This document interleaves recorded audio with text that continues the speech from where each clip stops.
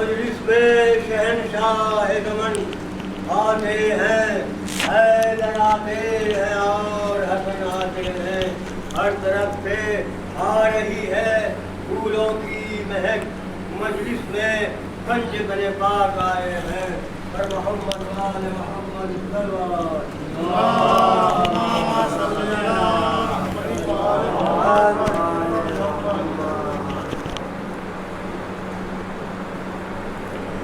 رحم اللہ من قرأ الفاتحہ۔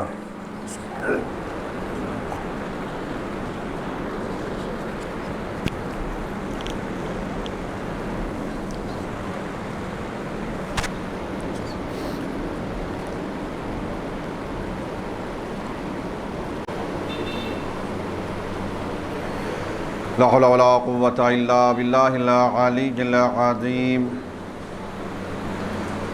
حسبنا اللہ ونعم الوکیل، نعم المولا ونعم النصیر،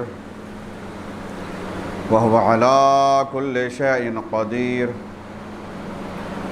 اعوذ باللہ من الشیطان اللعین الرجیم، بسم اللہ الرحمن الرحیم، الحمد للہ رب العالمین، الصلاة والسلام على اشرف الانبیاء والمرسلین وخاتم النبیین، سیدنا ونبینا وشفیع ذنوبنا وحبیب قلوبنا وطبیب نفوسنا مولانا ابی القاسم المصطفى محمد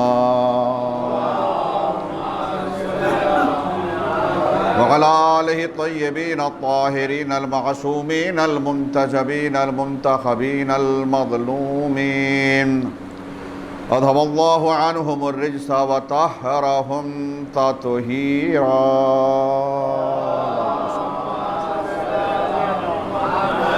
واللعنة الدائمة الباقية على أعدائهم وغاصب حقوقهم ومنكر فضائلهم ومصائبهم وعصمتهم أجمعين.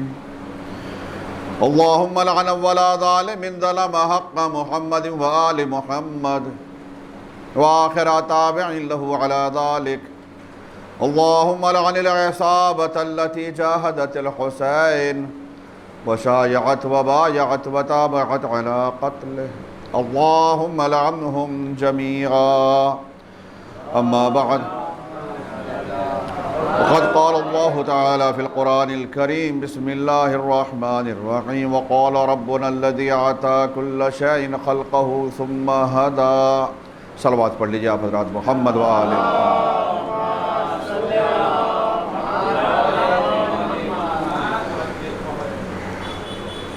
آج کی یہ مجلس استقبال عزا کے عنوان سے، آپ جانتے ہیں کہ ماہ محرم الحرام 1446 ہجری کا چاند نمودار نہیں ہوا ہے، کوئی ابھی تک ایسی خبر نہیں ہے، مگر آج کی یہ مجلس چونکہ استقبال عزا کے عنوان سے ہمارے یہاں یہ دستور چلا آ رہا ہے کہ محرم الحرام کے استقبال کے عنوان سے بھی مجالس ہوتی ہیں، اور اس مجلس کا ہدف اور مقصد ہوتا ہے کہ ہم اپنے آپ کو محرم کے استقبال کے لیے تیار کریں۔ اس پروردگار عالم کا لاکھ لاکھ شکر ہے کہ ہمیں اس نے ایک موقع اور دیا ہے کہ ہم سید الشہداء کا غم منا سکیں اور شہزادی کو ان کے لال کا پرسہ پیش کر سکیں۔ اس کے لیے جتنا ہم اللہ کا شکر ادا کریں کم ہے۔ عزیزان گرامی، ابھی محرم شروع نہیں ہوا ہے، آج ہی ہم یہ سوچیں کہ ہم کس منزل پر ہیں، ہمارے اندر ایمان یا اہل بیت سے متعلق معرفت کس منزل پر ہے، اور پھر 2.25 مہینے تقریباً گزرنے کے بعد پھر سے ایک مرتبہ اور جائزہ لیجئے گا اپنے آپ کا یہ جو ہم نے 2 مہینے 8 دن گزارے ہیں، اس کے بعد ہمارے اندر کوئی تبدیلی آئی ہے یا نہیں آئی؟ اگر ہم یہ محسوس کر رہے ہیں کہ واقعاً ہمارے اندر کوئی تبدیلی آئی ہے، ہم جس پوزیشن پر بھی تھے، جس نمبر پر بھی تھے، آپ جانتے ہیں ایمان کے 10 درجے ہیں، ہم اپنے آپ کو 9ویں 10ویں یا 8ویں 7ویں درجے پر نہیں، ہم پہلے ہی نمبر پر مانتے ہیں۔ چونکہ میں اس نظریے کا قائل نہیں ہوں جو لوگ کہتے ہیں کہ نہیں ہم زیرو ہیں، نہیں ہم زیرو نہیں ہیں۔ ایمان کے 10 درجے ہیں مگر ہم زیرو نہیں ہیں۔ زیرو کا مطلب ہے انسان کا بے ایمان ہونا۔ ہم پہلے ہی نمبر پر ہیں۔ اگر آپ پہلے نمبر پہ ہم نہیں ہوں گے، میں آپ سب کی طرف سے کہہ رہا ہوں، تو ہم اس عزا کا استقبال کے لیے تیاری نہ کرتے۔ جس طریقے سے دنیا میں دیگر مسلمان ہیں، ہم اسی طریقے سے ہوتے۔ محرم کے چاند کے نمودار ہونے سے پہلے جو ہم نے سیاہ لباس پہننا شروع کر دیے،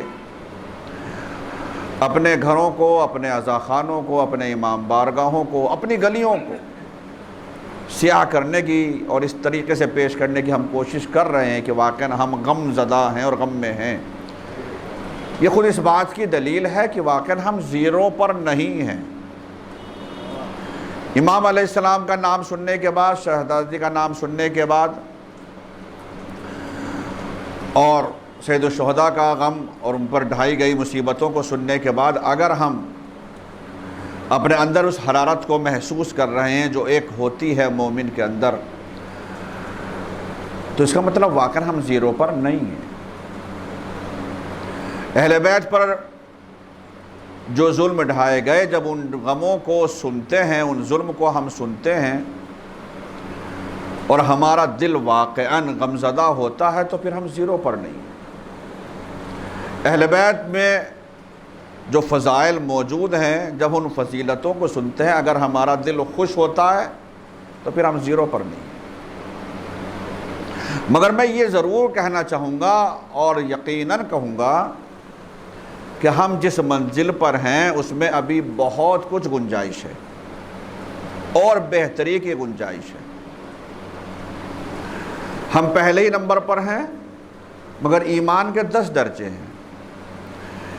ان ایام میں ہماری یہ کوشش رہنی چاہیے کہ اگر ہم پہلے ہی درجے پر ہیں تو دوسرے درجے پر ہو جائیں، دوسرے درجے پر اگر ہیں تو تیسرے درجے پر ہو جائیں۔ ہمارے اندر وہ ترقی ہونی چاہیے، تنزلی نہیں ہونی چاہیے۔ ہر مجلس کے بعد ہمارا معیار ایمان کا بڑھنا چاہیے۔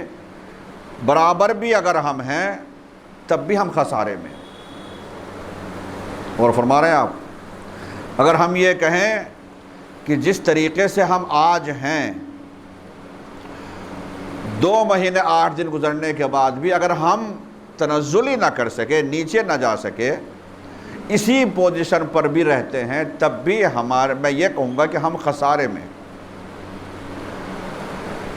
تو تھوڑی بہت ہی صحیح ترقی ہونی چاہیے، ہمارے اندر وہ نمو ہونا چاہیے، ہمیں اور بہتر مقام پر پہنچنا چاہیے۔ آپ بہتر جانتے ہیں، اور آپ نہیں جانیں گے تو پھر کون جانے گا؟ اور میں نے ابھی خطبے میں بھی وہ لفظ دہرائے ہیں۔ آج خواجہ مسجد میں صبح میں استقبال عزا کے عنوان سے پروگرام تھا، میں نے اس وقت یہ بات وہاں پر بھی کہی تھی کہ اسلام کے اندر دونوں چیزیں ہیں۔ دین کے اندر تولا بھی ہے اور تبرہ بھی ہے۔ فروع دین آپ سب کے یاد ہیں، فروع دین میں تولا اور تبرہ، یعنی جہاں اہل بیت سے محبت کرنے کا ہمیں حکم دیا گیا ہے، وہیں اہل بیت سے دشمنی رکھنے والوں سے اظہار بیزاری بھی ضروری ہے۔ ان دونوں چیزوں کے مکمل ہوئے بغیر ہمارا ایمان مکمل نہیں ہوگا۔ البتہ دونوں چیزوں کا ایک موقع ہے، ایک محل ہے، اور موقع اور محل کے ساتھ ہی ہمیں آگے بڑھنا ہے۔ مصلحت کے کچھ تقاضے ہوتے ہیں، اس مصلحت کے ساتھ ہمیں چلنا چاہیے۔ انشاءاللہ وہ وقت آئے گا جب امام زمانہ عجل اللہ تعالیٰ فرجہ الشریف ظہور فرمائیں گے، اور انشاءاللہ جب امام کی حکمرانی پوری دنیا پر ہوگی، پھر انشاءاللہ آپ کے ہاتھ میں بھی تلوار ہوگی، اور چونکہ آپ انشاءاللہ امام کے سپاہیوں میں ہوں گے انشاءاللہ، اور سپاہیوں کا مطلب ہی یہ ہے کہ امام کا اسلحہ جو بھی اس زمانے میں ہوگا تو وہ ہوگا آپ کے پاس، پھر آپ کو اختیار ہوگا اس اعتبار سے کہ جنہوں نے بھی اہل بیت کے اوپر ظلم کیا ہے، امام علیہ السلام انشاءاللہ ان کو چن چن کر سزا دیں گے، اور دعا ہماری یہی ہے کہ ان سزا دینے والوں میں بھی انشاءاللہ ہم سب کا شمار ہو انشاءاللہ۔ آپ حضرات صلوات پڑھ لیجئے، آپ حضرات ایک باوات ہو۔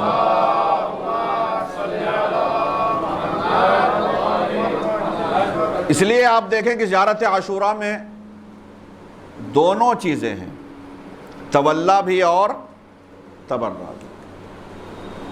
آپ سب کے یاد ہیں، سارے جملے ہی یاد ہیں، بلکہ پورے زیارت عاشوراء بھی یاد ہوگی، اور بہت سارے ایسے افراد ہیں جو زیارت عاشوراء ڈیلی پڑھتے ہیں، اور اس کے فوائد واقعاً ہیں، انسان کی زندگی میں واقعاً اس کے اثرات ہیں زیارت عاشوراء۔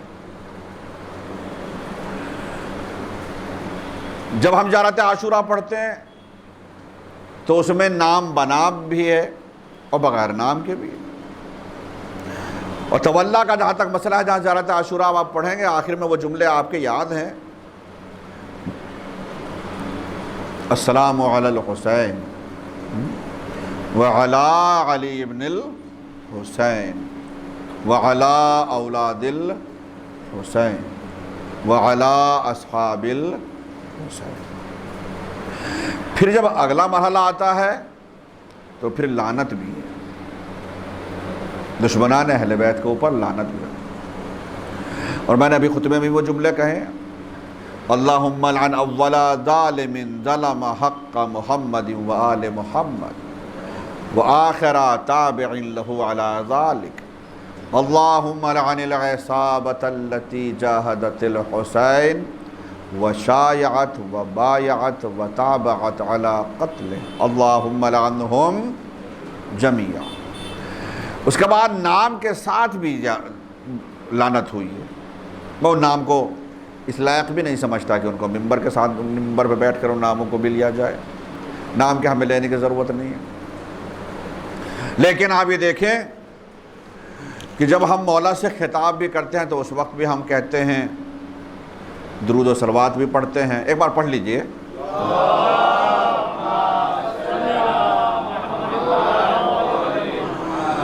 اور جب ہم تبرہ کے طور پر کہتے ہیں اس وقت بھی نام کے ساتھ بھی کہتے ہیں، اور جس وقت تبرہ کے طور پر جو چونکہ موجود ہے، چونکہ زیارت عاشوراء میں خود اس لیے میں پڑھ رہا ہوں یہ جملے، کیا ہے؟ لعن اللہ امتاً، یاد ہے نا سب کے؟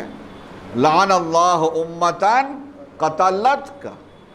اب اس اندازہ لگائیے آپ کہ کس طریقے سے معصوم نے، بلکہ معصوم تو میں کہہ رہا ہوں یہ کم سے کم کہتے ہوئے، ورنہ بعض ہمارے علماء کا نظریہ یہ ہے کہ یہ زیارت عاشوراء ہے، یہ حدیث قدسی کے جملے ہیں، یہ اصل حدیث قدسی ہے۔ لعن اللہ امتاً قتلت کا خطاب ہے مولا سے، آپ کہہ رہے ہیں لعن اللہ امتاً قتلت کا، ولعن اللہ امتاً ظلمت کا، ولعن اللہ امتاً سمعت بذالک فرضیت۔ کیا مطلب ہے؟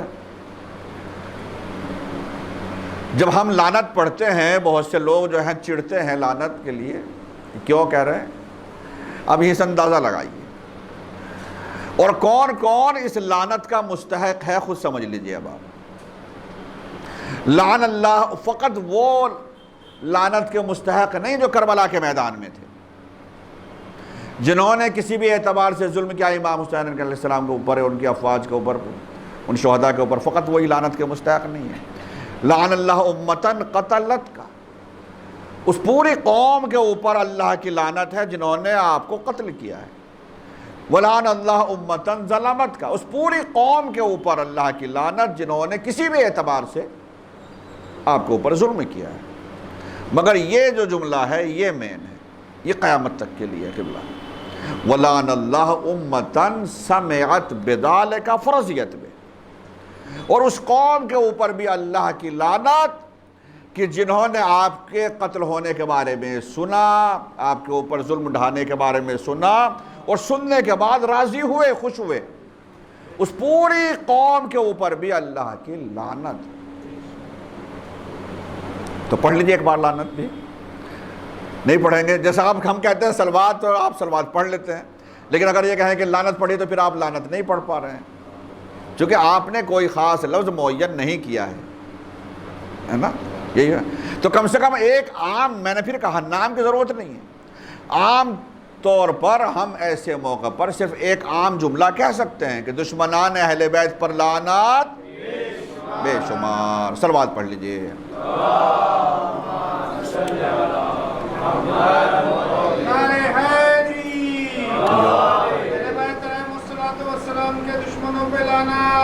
بے شمار لعنت. عزیزان گرامی، یہ محرم الحرام ہماری کوشش یہ ہونی چاہیے کہ اب تک ہماری جتنی بھی زندگی گزری ہے اور جتنے بھی محرم گزرے ہیں، ان تمام محرموں میں ہم نے جتنی بھی جس اعتبار سے بھی خدمت انجام دی ہے، اس محرم میں ہماری وہ خدمات پہلے تمام سابقہ محرموں سے بہتر ہو.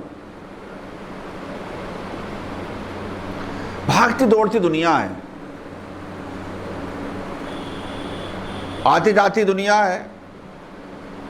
البتہ یہ خیال رہے کہ جب ہم عزاداری میں مصروف ہوں اور کسی بھی اعتبار سے اس عزاداری کی خدمت کریں، خطیب سے لے کر فرش عزا بچھانے والے تک، نظر نیاز بنانے والے سے لے کر تقسیم کرنے والے سے لے کر اس میں کسی بھی اعتبار سے اپنا تعاون کرنے والے تک، جو شخص بھی جو خدمت انجام دے رہا ہے، اس کے ذہن میں ذرہ برابر بھی یہ خیال نہیں آنا چاہیے کہ اگر میں نہ ہوتا تو یہ عزاداری نہ ہوتی، یا میں نہ ہوتا تو کیا ہوتا، میں نے کیا، میں نہیں ہونا چاہیے. بلکہ اس کو ہمیشہ شکر خدا اس کی زبان پر رہے کہ شہزادی نے اس کام کے لیے ہمیں چنا ہے. ایسی دنیا میں ہے واقعی شیعہ، میں شیعوں کی بات کر رہا ہوں بھی فی الحال، جو محرم میں ان کا کسی بھی اعتبار سے عزاداری میں کسی بھی طریقے کا کوئی تعاون نہیں ہے. ایسے شیعہ ہوں گے دنیا، بہت سارے ہوں گے. لیکن اگر ہمیں کسی بھی عزاداری میں، کسی بھی مجلس میں، کسی بھی اعتبار سے کوئی ذرہ برابر بھی خدمت کرنے کا موقع مل رہا ہے تو جتنا شکر ادا کریں اتنا کم. کس کام کے لیے شہزادی نے آپ کا انتخاب کیا، ہمارا انتخاب کیا. اور عزاداری کی خدمت کرنے میں یہ خیال رہے کہ کوئی بھی کام چھوٹا نہیں ہوتا، کوئی بھی کام چھوٹا نہیں ہے. یہ فرش عزا بچھانے والا یہ نہ سمجھے کہ میں کوئی حقیر کام کر رہا ہوں، میں کوئی چھوٹا کام کر رہا ہوں. یہ کام چھوٹا نہیں ہے. جو مجلس کر رہا ہے، جو اس میں ہدیے دے رہا ہے، پیسے دے رہا ہے، وہ خرچ کر رہا ہے، وہ بڑا کام ہے. نہیں، ایسا کچھ بھی نہیں ہے شہزادی کے نظر میں. بلکہ یہ ہمارا عقیدہ ہونا ہی چاہیے کہ کام چھوٹا اور بڑا وہ نہیں ہوتا جس میں پبلک زیادہ آ رہی ہے. توجہ کیجئے گا، بڑا کام وہ نہیں ہے جس میں پبلک زیادہ ہے یا کہ عزادار زیادہ ہیں. بڑا کام وہ نہیں ہے جس میں تبرک بڑے بڑے تقسیم ہو رہے ہیں. بلکہ بڑا کام وہ ہے جو اللہ اور رسول اور شہزادی کی نظر میں قبول ہو جائے. جو قبول ہو جائے وہ کام بڑا ہے. شربت پر بھی اگر نیاز دلائی جائے دل سے اور خلوص سے، وہ کام بڑا ہے. اور دنیا کی کتنی بڑی دولت تقسیم کر دی جائے، اگر خلوص نہ ہو اور شہزادی کے نام پر نہ ہو تو پھر اس کو بڑا نہیں کہا جا سکتا. لہذا کچھ ایسے بھی لوگ ہیں، میں نے آج صبح کی بات مجلس میں یہ بات کہی تھی صبح کے پروگرام میں، چونکہ ہر دور میں ہر زمانے میں ایسے لوگ آئے ہیں اب بھی ہیں، جب ہم مولا کے نام پر خرچ کرتے ہیں، عزاداری کے نام پر خرچ کرتے ہیں، تو ان کو کچھ چیزیں ایسی ہیں جن کو اسراف لگتا ہے، اسراف یعنی فضول خرچی، ان کو ایسا لگتا ہے کہ یہ زیادتی ہے، زیادہ کر رہے ہیں، یہ مستقل دیگیں بن رہی ہیں، کیا ضرورت ہے، یہ کھانا اتنا زیادہ جو ہے تقسیم ہو رہا ہے، اس کی کیا ضرورت ہے، یہ اتنے زیادہ اس میں میوجات ڈالنے کے بعد پھر شربت پلایا جا رہا ہے مثلا، یہ اس کی کیا ضرورت ہے، اور پھر ایک دوسرے انداز سے اس کو پیش کیا جاتا ہے لوگوں کی ہمدردی حاصل کرنے کے لیے۔ وہ دوسرا طریقہ کیا ہے؟ لوگوں کے جذبات سے کھیلنے کے لیے، اتنا پیسہ بچایا جا سکتا ہے، اس پیسے کو یتیموں میں خرچ کیا جا سکتا ہے تاکہ یتیموں کا ایک ہمدردی مل جائے، دوسرے لوگ سنیں گے وہ بڑی اچھی بات کہی ہے نا، سنتا آدمی کہے بڑی اچھی بات کہی ہے، دیکھو ہمدردی کے لیے یتیموں کے نام پر خرچ کیا جا سکتا ہے، بیواؤں پر خرچ کیا جا سکتا ہے، اتنا پیسہ بچانے کے بعد کتنے ایسے بے سہارا افراد ہیں ان کے لیے خرچ کیا جا سکتا ہے، کتنے ایسے لوگ ہیں جن کے بچے کی اسکول کی فیس تک جمع نہیں ہوتی ہے، اس میں آپ کر سکتے ہیں، آپ اس طریقے کی باتیں بہت سنیں گے آپ، اور ہر دور میں ہوتی ہوئی آئی ہیں۔ لیکن سوال یہ ہے کہ یہ ساری باتیں آپ کو محرم کے وقت ہی کیوں یاد آ رہی ہیں؟ ان سب کا حساب کتاب آپ عزاداری کے نام پر ہی کیوں کر رہے ہیں؟ یاد رکھیے گا، امام حسین بلکہ شہزادی زہرا کسی کا ایک پیسہ نہیں رکھتی، ایک پیسہ نہیں رکھتی۔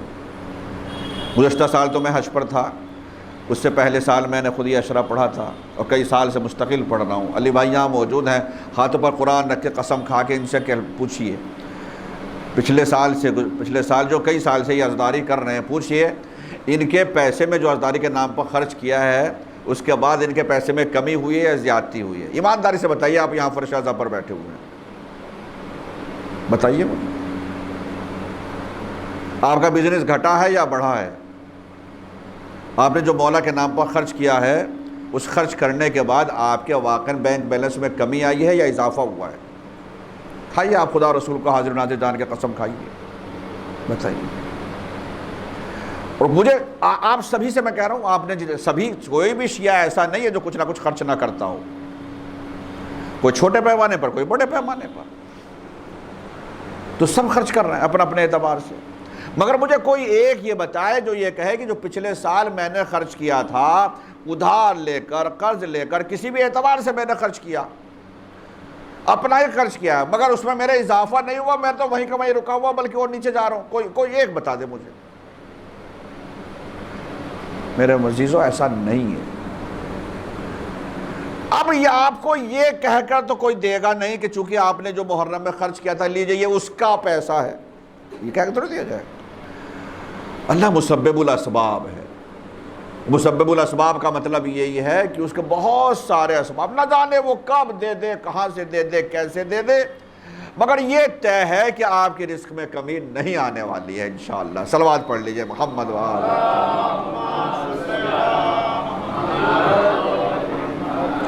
اس لیے میں کہہ رہا ہوں آپ حضرات سے کہ بہتر سے بہتر طریقے سے عزاداری ہونی چاہیے۔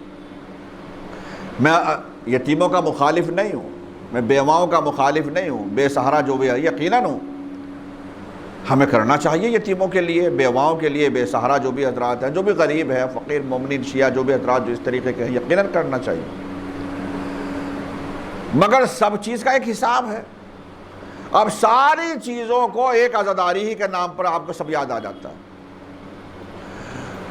اب مثال کے طور پر جو افراد خمس نکال لیں، انہوں نے سال میں 100 روپیہ کمائے ہیں، 20 روپیہ جو خمس کا نکلا ہے اس خمس میں ہی سوچتے ہیں کہ خمس میں یہ بھی کر لیں، یہ بھی کر لیں، یہ بھی کر لیں۔ اللہ نے آپ کو ابھی 80 روپے اور دے رکھے ہیں آپ کی جیب میں، آپ اس بارے میں کیوں نہیں سوچ رہے 80 روپے بھی کہیں خرچ کرنے؟ بھئی سارے ہی اسی 20 روپے ہی میں کیوں؟ اس کا جب ایک فنڈ معین ہو گیا کہ یہ فلاں اور فلاں کام کے لیے مثلاً ہے، جو بھی ہے اس کے مصارف، لیکن باقی 80 روپے اور بھی تو دیے ہیں اللہ نے، اسی 20 روپے کے صدقے میں دیے ہیں۔ یہ 20 روپے جو آپ نے نکالے ہیں، جو نیت کر رکھی تھی 20 روپے نکالوں گا، یعنی 20% جو خمس ہے، یہ اسی کے صدقے میں باقی 80 روپے بھی ملے ہیں آپ کو، 80%۔ اب اس کو بھی خرچ کر کے دیکھیے آپ، دین کے کام میں، مذہب کے کام میں، پھر آپ دیکھیے آپ اور مزید پروفٹ آپ دیکھیں گے۔ بلکہ میں تو یہ سمجھتا ہوں کہ وہ افراد جو اپنے کاروبار کے اعتبار سے کہیں نہ کہیں کچھ پریشان نظر آتے ہیں، وہ نیت کر لیں، اور آج یہ نیت کر لیں۔ خمس کی بات تو اپنی جگہ کہ اپنے پروفٹ میں سے 2%، 4%، 5% میں امام زمانہ کے نام پر نکالوں گا الگ،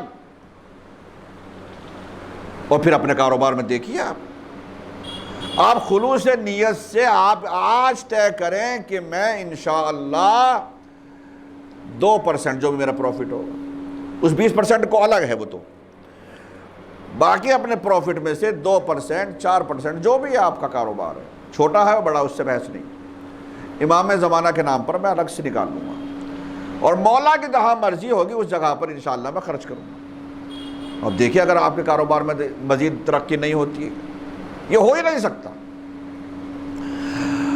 میں نے ایک بات کہی تھی، میں آج پھر آپ کے سامنے پھر کہہ رہا ہوں، آپ میری بات کی تائید کریں گے، چونکہ آپ میں سے بہت سارے ایسے لوگ ہوں گے جنہوں نے وہ بات دیکھی ہوگی یا سنی تو ہوگی کم سے کم، اور ابھی آپ چاہیں تو دیکھ سکتے ہیں، یوٹیوب پہ آپ کو وہ ویڈیو مل جائے گی، وہ کلپ کئی سال پرانی بات ہے کہ جب کون بنے گا کروڑ پتی کا یہ پروگرام جو اینکر ہے وہ کیا کرتا، اور آپ جانتے ہیں اس میں جس طریقے سے وہ سوالات کرتے ہیں اور سوالات کے پھر جوابات ہوتے ہیں۔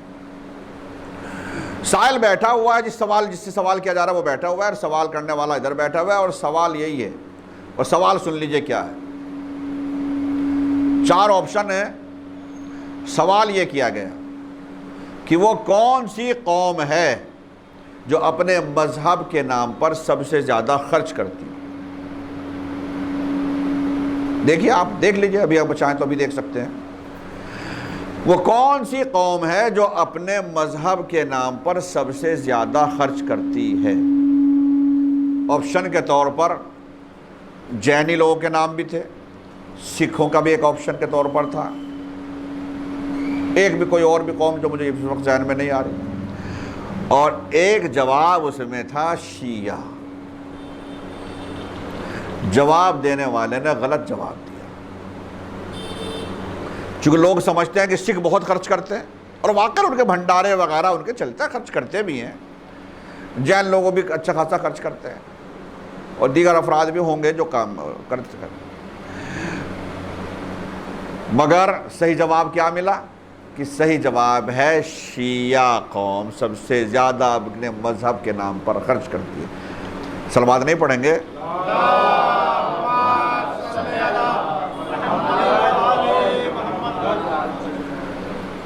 یہ ایک نیشنل ٹی وی کے اوپر آپ کا نام آ رہا ہے، آپ کی قوم کا نام آ رہا ہے، اور آپ جانتے ہیں کہ اینکر جب کوئی غلط جواب دیتا ہے صحیح جواب کی وضاحت بھی کرتے ہیں، وہ صحیح جواب بھی بتاتے ہیں اور پھر اس کی وضاحت بھی کرتے ہیں، اور وضاحت کے طور پر خود یہ کہا کہ یہ قوم، چونکہ محرم کا آپ جانتے ہیں کہ کس طریقے سے خرچ ہوتا ہے، محرم کے اپنی جگہ ساتھ ساتھ بتایا کہ ان کے ایک امام جو مشہد میں جن کا مزار ہے، جن کی قبر ہے، جن کا روزہ ہے، امام علی ابن موسیٰ الرضا علیہ السلام،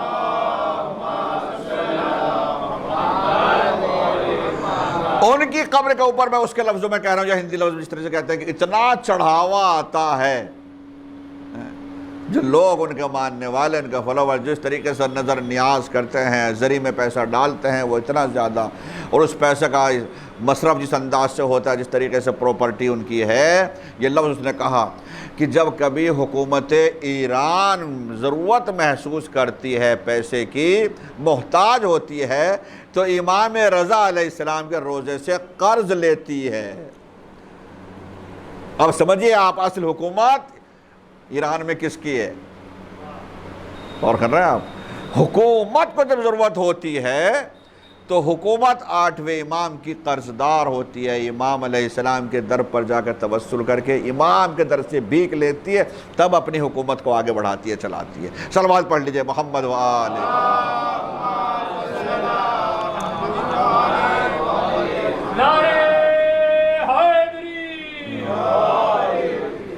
تو یہ ہم سب کے لیے مقام فخر ہے میرے عزیزوں، ہر ایک شیعہ کے لیے جو اپنے آپ کو شیعہ اثنا عشری کہہ رہا ہے، ہر شخص کے لیے یہ فخر کا مقام ہے کہ وہ فخر کرے، اور جتنا فخر کرے اتنا کم ہے کہ پروردگار عالم نے اسے شیعہ قوم میں پیدا کیا ہے، اسے ہدایت کی ہے، الحمدللہ وہ شیعہ اثنا عشری، جتنا کرے اتنا کم ہے۔ اس بات پر فخر بھی ہے اور شکر پروردگار۔ آج چونکہ میں نے کہا میں زیادہ آپ کا وقت نہیں لینا چاہتا، چونکہ یہ باتیں ہی میں نے اسی لیے کہی ہیں سب، تاکہ ہم لوگ اپنے آپ کو تیار کریں آنے والے ان ایام میں 2 مہینے کے لیے۔ اور ایک چھوٹی سی میری ریکویسٹ ہے، میری درخواست ہے آپ حضرات سے، کہ ہمارے اوپر پوری دنیا کی، پوری قوم کی، ہر ایک قوم کی نظر رہتی ہے، سب دیکھتے ہیں ہمیں، یہ مت سمجھیے کہ کوئی ہمیں دیکھتا نہیں، جانتا نہیں، پہچانتا نہیں، سب جانتے ہیں کہ یہ شیعہ ہیں، اور باقی دنوں میں چاہے ان کی پہچان میں غلطی ہو جائے، ایام اعظم میں کم سے کم وہ غلطی نہیں کریں گے، چونکہ ہمارا لباس یہ خود بتا دیتا ہے کہ یہ شیعہ ہے۔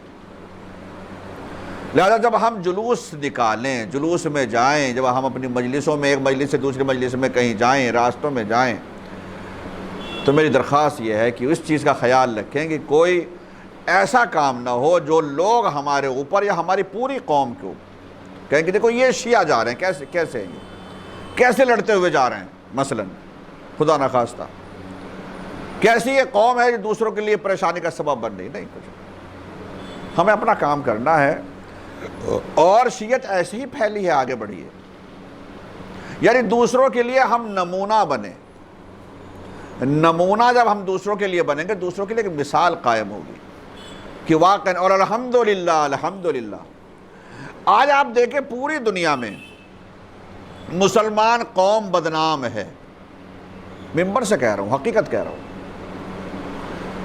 لوگ مسلمان سنتے ہی، کتنے لوگ ایسے ہیں جو مسلمان سنتے ہی ان کو یعنی ایک طرح سے کینہ سی ہوتی ہے، نفرت کرتے ہیں، کتنے لوگ ایسے ہیں، اور میں اس کو دوسروں کا نہیں کہوں گا، چونکہ مسلمانوں نے خود اپنے آپ کو اس انداز سے پیش کیا ہے،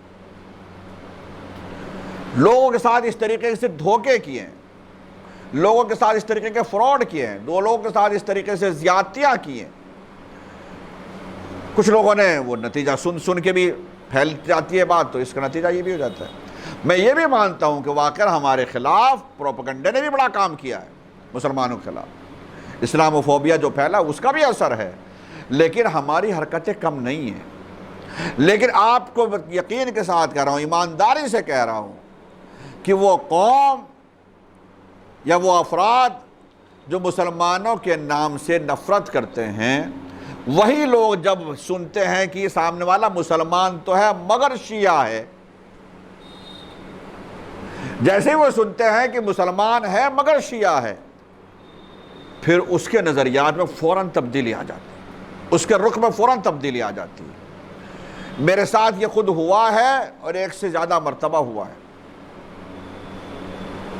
کہ مسلمان سنتے ہی آدمی کہتا ہے، مسلمان سنے گا تو اس کا نظریہ کچھ اور ہے، لیکن مسلمانوں میں جب کہتا نہیں وہ شیعہ ہیں جناب، یہ تو وہ لوگ ہیں جو ماتم کرنے والے لوگ ہیں، اچھا ہاں نہیں ٹھیک کہہ رہے ہیں، یہ لوگ الگ ہیں، یہ تو اچھے لوگ ہیں۔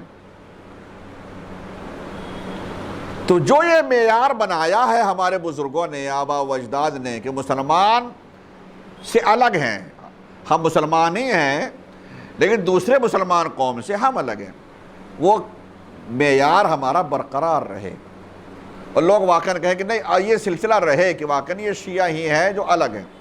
اور کتنے لوگ ایسے ہیں جو باقاعدہ کہتے ہیں کہ مسلمان کہلانے لائق اگر کوئی قوم ہے تو وہ فقط اور فقط شیعہ ہی ہے۔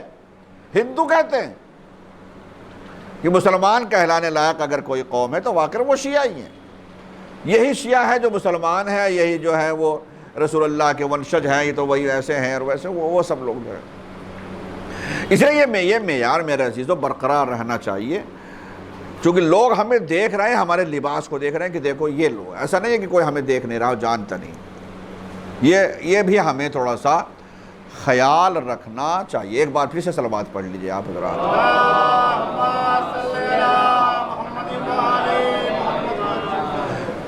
میں آپ کا زیادہ وقت نہیں لینا چاہتا، انشاءاللہ سلسلہ تو رہے گا ہی، اور بس یہی میری معروضات تھی۔ امام علیہ السلام نے اتنی بڑی قربانی دی ہے، تو اس قربانی کا اثر آج کے زمانے میں کیا ہے؟ ہونا چاہیے نا اثر۔ امام علیہ السلام کہہ رہے ہیں کہ میں اصلاح کی خاطر نکلا ہوں، تو وہ اصلاح ہونی چاہیے، وہ دکھنی چاہیے، وہ ظاہر ہونی چاہیے۔ انما خرجت لطلب الاصلاح فی امت جد رسول اللہ، جو مولا نے فرمایا میں اپنے جد رسول اللہ کی امت کی اصلاح کی خاطر نکلا ہوں۔ تو اگر ہمارے اندر وہ تبدیلی نہیں آئے گی تو کہیں ایسا نہ ہو کہ لوگ یہ کہیں کہ کیا فائدہ ہوا ان کے مولا نے قربانی دی تھی، کہ یہ سدھر جائیں گے، تو سدھرے ہی نہیں، یہ تو ایسے کیسے ہی ہیں، یا اور برے حالت میں ہیں۔ تو اصلاح وہ نظر آنی چاہیے، وہ ظاہر ہونی چاہیے۔ امام علیہ السلام نے جو قربانی دی ہے، یہ قربانی اچانک نہیں ہوئی ہے کہ اچانک یہ سارا حادثہ ہوتا چلا گیا، ایسا کچھ نہیں۔ واقعہ کربلا اچانک نہیں ہوا ہے۔ یہ مت سمجھیے گا کہ امام علیہ السلام کچھ بھی نہیں جانتے تھے۔ امام علیہ السلام اچھی طریقے سے جانتے تھے، دنیا میں آنے سے پہلے جانتے تھے، عالم ارواح سے جانتے تھے، اور عالم ارواح میں ہی پروردگار عالم نے اپنے دین اسلام کی بقا کے بارے میں تمام نبیوں سے پوچھا تھا، رسولوں سے پوچھا تھا۔ جہاں نبی خاموش ہو گئے تھے، انبیاء خاموش ہو گئے تھے، مرسلین خاموش ہو گئے تھے، اتنی بڑی قربانی ہم نہیں دے پائیں گے۔ وہاں روح امام حسین تھی جو کہا تھا پروردگار میں ہر بڑے سے بڑے امتحان کو پیش کرنے کے لیے تیار ہوں، میں دوں گا قربانی، مگر توحید کا نام بچاؤں گا، دین کا نام بچاؤں گا، اسلام کا نام بچاؤں گا۔ یا اللہ میں تیرا نام ہرگز مٹنے نہیں دوں گا، میں تمام نبیوں کی محنتوں کو رائگاں نہیں ہونے دوں گا۔ اس لیے امام علیہ السلام کی ولادت ہونے کے بعد بھی فوراً ہی جہاں ایک طرح مبارکباد کا سلسلہ ہے، وہیں پروردگار عالم جبریل امین کو بھیجا، اور ایک سے زیادہ مرتبہ یہ واقعہ ہوا، ایک بار کی بات نہیں ہے۔ یعنی جب پیدا ہوئے اس وقت سے لے کر کئی بار ایسا ہوا۔ جب امام علیہ السلام کچھ اور بڑے ہو گئے، سمجھدار ہو گئے، اچھی طرح سے کھیل رہے ہیں خود نانا اپنے نواسے سے، اس طریقے آپ اس بچے سے بہت محبت کرتے ہیں، جبریل امین آتے ہیں، آپ اس بچے سے بڑی محبت کرتے ہیں۔ ہاں کیوں نہ محبت کروں میں، یقیناً کم اگر یہی بچہ ہوگا آپ کا جو ایک دن قتل کر دیا جائے گا، شہید کر دیا جائے گا، بھوکا پیاسا مار دیا جائے گا۔ ابھی رسول کے چہرے پر جو مسکراہٹ تھی، جو رسول اللہ بچے سے کھیل رہے تھے، ابھی رسول اللہ نے گریہ کرنا شروع کر دیا۔ یہ ایک مرتبہ نہیں ہے، کئی بار ایسا ہوا۔ اور شہزادی نے سنا، ایک مرتبہ کا واقعہ یہ بھی، جب شہزادی نے سنا تو سننے کے بعد یا رسول اللہ، بابا ابھی آپ ہنس رہے تھے، ابھی اتنی جلدی رونے کا سبب کیا ہے؟ فرمایا جبریل امین آئے تھے، مجھے خبر دی ہے حسین تمہارا یہ نواسا، یا رسول اللہ یہ آپ کا نواسا حسین قتل کر دیا جائے گا، شہید کر دیا جائے گا۔ شہزادی نے سنا، شہزادی بھی رونے لگی۔ تو یہ نہیں ہے کہ یہ اچانک ہو گیا پورا واقعہ کربلا۔ پنجتن پاک میں ہر ایک ذات کو معلوم تھا، صرف رسول اللہ کو نہیں، شہزادی کو بھی اچھی طریقے سے معلوم تھا، امیر المومنین کو اچھی طریقے سے معلوم تھا، بھائی حسن و حسین سب کو معلوم تھا۔ اور اسی لیے امام حسن کو جب یہ پتا چلا کہ چونکہ میری شہادت پہلے ہو جائے گی، میں موقع پر موجود نہیں رہوں گا، تو کوئی مسئلہ نہیں ہے، میرا لال قاسم ہے یہ جائے گا۔ اور امام علیہ السلام نے اپنی رضا اپنی آمادگی اس انداز سے پیش کی کہ اپنے لال کے بازو پر، اس بچپنے کے عالم میں اپنے لال کے بازو پر تعویذ باندھ دیا۔ اور تعویذ کا مضمون پڑھ لیجئے، میرا لال قاسم تمہارا باپ موجود نہیں رہے گا، جب کربلا میں میرا بھائی حسین نرغہ عادہ میں گھرا ہوا ہوگا، اس وقت تمہیں حسن بن کر جانا ہے، اپنے باپ کی نیابت کرنی ہے تمہیں اس وقت۔ تو یہ اچانک نہیں ہو گیا۔ اور حد تو یہ ہے میرے عزیزوں، بس اسی روایت پہ میں مجلس تمام کر رہا ہوں، رسول اللہ نے شہادت سے پہلے جناب ام سلمہ کو کربلا کی مٹی دی تھی اور کہا تھا اے ام سلمہ یہ خاک کربلا ہے، جب تک یہ مٹی مٹی رہے، یہ خاک خاک رہے، سمجھ لینا حسین زندہ ہے۔ اور جس دن یہ خاک کربلا خون میں تبدیل ہو جائے، سمجھ لینا میرا حسین اب اس دنیا میں نہیں رہا۔ سن 10 ہجری میں رسول اللہ کی شہادت واقع ہو گئی، 11 ہجری میں رسول اللہ کی شہادت واقع ہو گئی، اور رسول اللہ کے بعد 50 سال کا عرصہ گزر گیا، اور اس 50 سال کے عرصے میں مسلسل جناب ام سلمہ اٹھتی ہے تو اس خواب، اس شیشی کو دیکھتی ہے، اس شیشی کو دیکھتی ہے، دل کو سکون مل جاتا ہے۔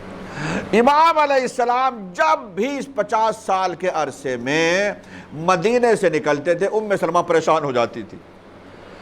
امام حسین مدینے سے نکلے ہیں تو فوراً وہ شیشی کو دیکھا کرتے تھے جب تک امام واپس نہیں آتے تھے، اور شیشی کو دیکھ کر دل مطمئن ہو جایا کرتا تھا، چونکہ شیشی کے اندر مٹی مٹی ہی رہتی تھی، اس لیے مطمئن تھی۔ مگر سن 60 ہجری میں جب امام علیہ السلام نے مدینہ چھوڑا ہے، تمام بہت سارے افراد آئے ہیں جنہوں نے اپنے اپنے اعتبار سے سمجھانے کی بھی کوشش کی، روکنے کی کوشش کی، میں ان کے الفاظ کے اعتبار سے کہہ رہا ہوں، مگر امام علیہ السلام نے ہر ایک کو اپنے اعتبار سے جواب دیا، اور جواب میں سب سے یہی کہا کہ اگر میں نہیں جاؤں گا تو دین اسلام نہیں بچے گا۔ مجھے رسول اللہ نے بھی، میرے نانا نے میرے خواب میں مجھے بتا چکے ہیں، غرض کے سب کو بتایا، اور آخر میں جب ام سلمہ سب سے آخر میں آئی ہیں، اور جب آنے کے بعد نانی نے، ام سلمہ نے کہا کہ حسین میں نے سنا کہ تم مدینہ چھوڑ کر جا رہے ہو، تمہارے نانا نے مجھے بتایا تھا کہ اگر حسین مدینے سے جائے تو سمجھ لینا، اور پورے حالات کے بارے میں گفتگو کی، میں اس تفصیل میں نہیں جانا چاہتا۔ تو اس وقت امام علیہ السلام نے فرمایا، نانی اماں ہاں، اس وقت جناب ام سلمہ نے فرمایا تھا کہ میرے لال حسین تمہارے نانا نے مجھے کچھ مٹی دی تھی، خاک کربلا دی تھی، جو آج تک میں نے شیشی کے اندر محفوظ رکھ رکھی ہے، جس کو میں دیکھتی ہوں جب بھی تم یہاں سے جاتے ہو، مدینے سے جاتے ہو، جب بھی سفر میں رہتے ہو، میں اس مٹی کو دیکھ کر دل کو سکون پا لیتی ہوں۔ ایک مرتبہ امام علیہ السلام نے فرمایا، نانی اماں آپ کو میرے نانا نے فقط کربلا کی مٹی دی تھی، مجھے تو یہ بھی بتایا تھا کہ کون کربلا کی زمین پر کس وقت شہید ہوگا، کہاں شہید ہوگا، کس اعتبار سے شہید ہوگا۔ میں نے مجلس ختم کر دی میرے عزیزو۔ امام علیہ السلام نے اپنے نانی کو قریب بلایا اور ایک مرتبہ ہاتھ کا اشارہ کیا، اور جیسے اشارہ کیا، روایت یہ کہتی ہے کہ اس پوری دنیا کی زمین پست ہو گئی، خاک کربلا، زمین کربلا بلند ہو گئی، اور اب امام علیہ السلام نے ایک ایک جگہ کے بارے میں بتانا شروع کیا۔ دیکھو نانی اماں، یہ وہ جگہ ہے جہاں میرے بھائی کڑیل جوان عباس کے بازو قلم ہوں گے، دیکھیں یہ وہ جگہ ہے جہاں میرے لال کڑیل جوان علی اکبر کے سینے پر برچھی کا پھل لگے گا، یہ میرے نانی اماں یہ وہ جگہ ہے جہاں میں قاسم کی لاش کے ٹکڑوں کو جو پامال ہو چکے ہوں، میں ٹکڑوں کو جمع کر رہا ہوں گا، اور ہاں نانی اماں یہ وہ جگہ ہے جہاں میں ششماہ علی اصغر کو لے کر فریاد کر رہا ہوں گا۔ ایک ایک جگہ کے بارے میں بتایا، اور نانی اماں یہ وہ جگہ ہے جہاں آپ کا یہ نواسا شہید کر دیا جائے گا، قتل کر دیا جائے گا۔ پھر اس کے بعد امام علیہ السلام نے ایسے ہاتھ بڑھایا، اور ہاتھ بڑھانے کے بعد پھر مٹی اٹھائی اور کہا، نانی اماں جہاں مٹی رکھی دی تھی، جس طریقے سے آپ نے وہ مٹی آج تک محفوظ رکھی ہے، جو میرے نانا نے دے رکھی ہے، اسی مٹی کے پاس اس مٹی کو بھی رکھ لیجئے گا۔ لیجئے ایک شیشی اور ہو گئی۔ اب جناب امام حسین تو مدینہ سے میرے عزیزوں نکل گئے، مگر ہاں عزیزوں، ام سلمہ جو مسلسل اس مٹی کو دیکھتی جا رہی ہیں، یہاں تک کہ رجب کے 28 رجب کو امام نکلے تھے، 28 رجب کے بعد 3 شعبان کو امام علیہ السلام مدینے پہنچے، 3 شعبان کے بعد پھر رمضان، شوال، ذی قعدہ، ذی الحجہ، لوگ حج کرنے کے لیے آ رہے ہیں، مگر امام علیہ السلام نے اپنے حج کو عمرے سے بدلا، اور 8 تاریخ کو امام علیہ السلام نے مکے کو بھی چھوڑ دیا۔ منزل بمنزل، منزل ثعلبیہ، منزل الگ الگ منازل سے گزرتے ہوئے یہاں تک کہ 2 محرم سن 61 ہجری کو والد کربلا ہو گئے۔ ام سلمہ ہیں جو بے چین ہیں، اور بے چین ہوتی ہیں، اٹھتی ہیں تو شیشے کی طرف نظر کرتی ہیں، مگر شیشے کے اندر مٹی مٹی موجود تھی۔ اب جناب ام سلمہ کی سمجھ میں نہیں آ رہا ہے کہ آخر مٹی تو مٹی ہے، مگر یہ مجھے اضطراب کیوں کر ہے، پریشان میں کیوں، دل کو سکون کیوں نہیں مل رہا ہے۔ 3 محرم ہو گئی، 4 محرم ہو گئی، 5 محرم ہو گئی، 6 محرم ہو گئی، تاریخ آگے بڑھتی جا رہی ہے، ام سلمہ کی کیفیت بدلتی جا رہی ہے۔ لیجئے عاشور کا دن آ گیا اور ام سلمہ ہے، جب دل کو قرار نہ ملا، نانا کے اپنے رسول اللہ کے روزے پر آئی، اور ایک مرتبہ رسول اللہ کے روزے پر یہ سوچ کر کہ میں فریاد کروں گی، یا رسول اللہ کیا وجہ ہے، میرا حسین تو سکون سے، میرا حسین تو سلامت ہے، مجھے قرار کیوں نہیں ملا۔ روزے رسول پر تھی کہ کچھ ذرا غنودگی سی آئی، کیا دیکھا، رسول اللہ خواب میں آئے ہیں، زلفیں کھلی ہوئی ہے، خاک کربلا سر پر پڑی ہوئی ہے، لباس کے اوپر خون کے دھبے ہیں، داڑھی پر خون امام حسین۔ ایک مرتبہ ام سلمہ پوچھتی ہے، یا رسول اللہ یہ میں آپ کی کیا کیفیت دیکھ رہی ہوں۔ آواز آئی، اے ام سلمہ، ارے میں میدان کربلا سے آ رہا ہوں، میرا حسین مار دیا گیا، میرا حسین شہید کر دیا گیا۔ ام سلمہ کی آنکھ کھلی، ایک مرتبہ تیسرے حجرے میں آئی، ایک مرتبہ جو شیشے کو دیکھا تو کیا دیکھا، اب شیشے میں مٹی نہیں تھی، تازہ خون تھا جو جوش مار رہا تھا۔ الا لعنت اللہ علی القوم الظالمین وَسَيَعْلَمُ الَّذِينَ ظَلَمُوا أَيَّ مُنْقَلَبٍ يَنْقَلِبُونَ إِنَّا لِلَّهِ وَإِنَّا إِلَيْهِ رَاجِعُونَ رضا بقضائه وتسليما لأمره ربنا تقبل منا إنك أنت السميع العليم۔ بر الہ امام زمانہ کے ظہور میں تعجیل فرما، ہمیں ان کا اعوان و انصار میں شمار فرما، کوئی غم نہ دینا سوائے غم اہل بیت کے۔ معبود اس دنیا سے اس وقت تک نہ اٹھانا جب تک ہمارا امام ہم سے راضی نہ ہو جائے۔ اس دنیا سے جائیں تو ایک ہاتھ میں قرآن، ایک ہاتھ میں دامن اہل بیت۔ یا اللہ میرے معبود، میرے پروردگار، مومنین میں جو بھی حاجت مند ہیں، کسی بھی اعتبار سے کوئی ضرورت ہے، یا اللہ ہم تمام کی حاجتوں کو پورا فرما۔ جو مومنین دعا کی درخواست کرتے ہیں، جو بھی ان کی مرادیں ہیں، تمنائیں ہیں، ان کو پورا فرما۔ یا اللہ جلد سے جلد جنت البقیع کی تعمیر کے اسباب فراہم فرما، جلد سے جلد جنت البقیع کی تعمیر کو اپنی آنکھوں سے دیکھیں، زیارت سے مشرف ہوں۔ یا اللہ جو بھی مومنین حج و زیارات کے مشتاق ہیں، ان کو حج و زیارات سے مشرف فرما، اور جو حج و زیارات کر چکے ہیں ان کے حج و زیارات کو قبول فرما۔ پھر سے دعا ہے امام کے ظہور میں تعجیل فرما اور ہمیں ان کے انصار میں شمار فرما۔ ربنا تقبل منا انک انت السمیع العلیم۔ ماتم حسین۔